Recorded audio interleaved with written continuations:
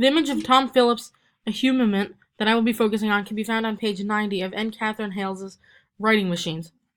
A technotext is defined as text that foregrounds the inscription technology used to produce it.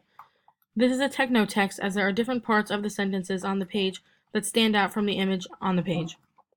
They are surrounded by dark ink that creates a picture of Irma. They have white outlines around them so that they can be read easily. This page is a hypertext, as it is a print text that has links. The white outlines around the words that almost form bubbles create links. There are skinnier lines connecting the bubbles, showing the reader how to go about reading the text. This is a non-linear reading experience as the text is not in normal lines. It moves randomly across the page. The reader begins reading on the right and moves down diagonally to the left. This creates a non-linear pattern as the text is not read from left to right and up and down like a typical text. You have to follow the links to read down the page in a different order.